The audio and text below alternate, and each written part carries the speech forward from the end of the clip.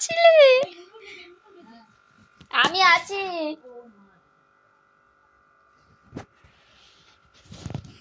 কি করছিলে এতক্ষণ? ঘুমো করছিলে? কোথায় কোথায়? এই একা একা এই করে ঘুমো করছিলে?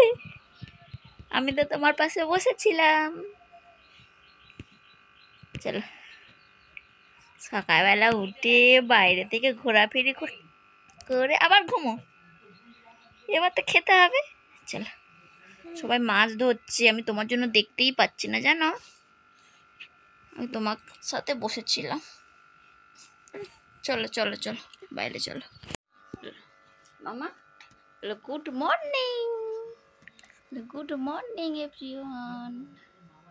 চলো এবার আমরা বাইরে যাব, ঠিক আছে? চলো।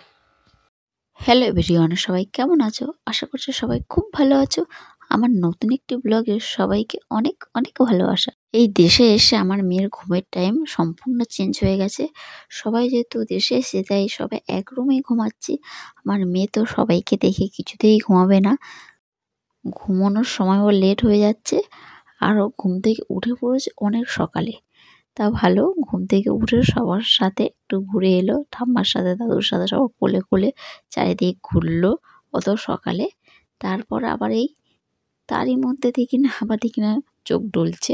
এখন ওই 8:30 মতন বাজে, 8:30 9টা মতনই হবে। তা এখন আমার মেয়ে এই ঘুম থেকে উঠলো। তা এখন এই উঠেছে, এখন আর সারাদিন ঘুমানোর নাম নেবে না। আর ও যখন ঘুমাচ্ছিল তখন সবাই না বাইরে মাছ ধরছিল, কিন্তু ওকে আমি একা রেখে আসতে পারছিলাম না।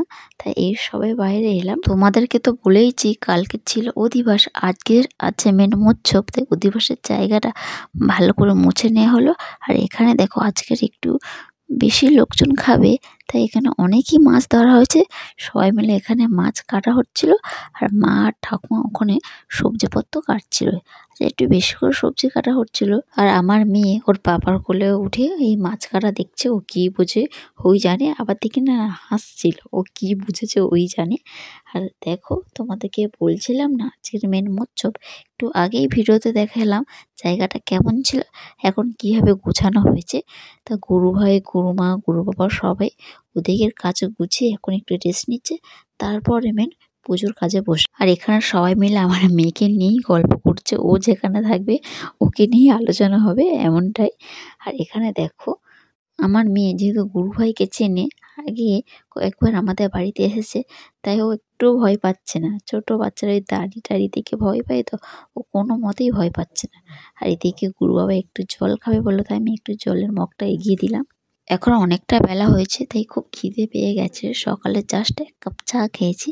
তা ওকে বললাম চলো পান্তা খাবে? তা ও বলছে হ্যাঁ ঠিক আছে পান্তা খেতে পারি, আলুর চপ থাকলে তবেই পান্তা খাবো। ও আলুর চপ ছাড়া কোনোদিন পান্তা খায় না এমনটাই।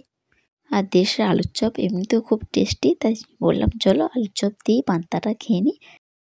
আর এদিকে দেখো খাওয়া দাওয়া সেরে এখানে এসেছি। ও ভ্যান নিয়ে হাটে যাচ্ছিল ঠাকুমার সাথে কিছু বাজার আনতে। আমি বললাম যা আমাকে একটু চড়াও, তারপরে তুমি ভ্যানটা নিয়ে যাবে। আমার মতো সুন্দরী রাইয়ার যদি না পাও, গলায় কলসি দিয়া যমুনাতে যাও। কলসি কিনিতে রাধে কোথায় পাবো করি, তোমার যুগ্ম পয়ধর কুম্ভরত্ন হার ঝুলি। তোমার গলার হার আমার গলায় দিয়ে, তুমি হও গো প্রেম যমুনা রাধে, মরবো ঝাঁপ দিয়ে। সাধু কেশরী মধুবান হরে হরে বীর অবধূতায় শ্রী গুরুদায় গৌতমানন্দে।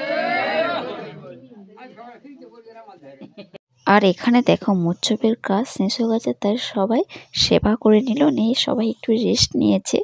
এখন সবাইকে বিদায় দেওয়ার পালা। ঠাকুমা ওনাদের টাকা পয়সাগুলো বুঝিয়ে দিচ্ছিল। গুরুমারা চলে যাওয়ার সাথে সাথে আমরাও রেডি হয়ে নিয়েছি বাড়িতে আসার জন্য। তাই এখানে দেখো সবাই মিলে আমরা রেডি হয়ে পড়েছি।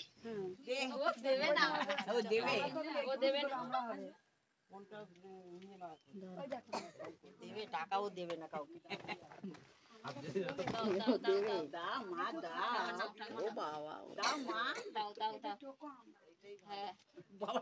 1 টাকা দিয়েছে, 50 টাকা দিয়েছে। ওইটাই তো দক্ষিণা। ঠিক দেখে ষোলো আনা 1 টাকা। নাও দিদা নাও। 50 টাকাটা ঠিক তুলে নি। আমার এই ছোট্ট মেয়ের হাত করিয়ে ঠাকুমা দিদাকে টাকা দিচ্ছিলাম, কিন্তু আমার এই মেয়ে কিছুতেই টাকা দিতে রাজি নয়। ও 1 টাকা কয়েনটা দিচ্ছে আর 50 টাকার নোটটা ওর হাতে রেখে দিচ্ছে। এই বয়সে এখন থাকতে এমনই।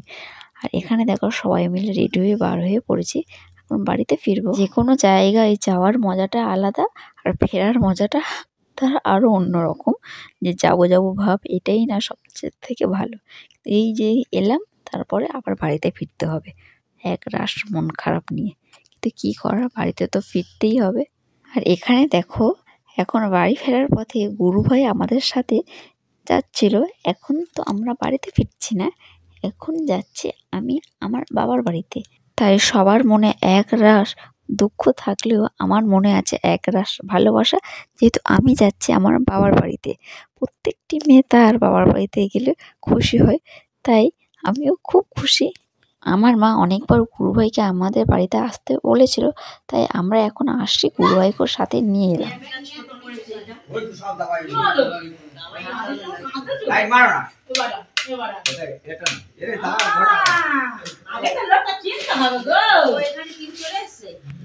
আর দেখো ফাইনালি আমি আমাদের বাড়িতে চলে এসেছি।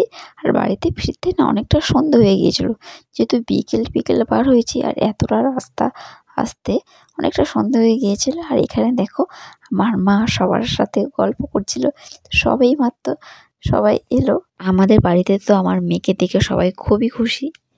এখন আর আমাকে দরকার হয় না, আমার মেয়েকে পেলেই সবাই খুব খুশি হয়ে যায়। আর এদিকে দেখো এখানে আমার মা রান্নাও বসিয়ে দিয়েছে।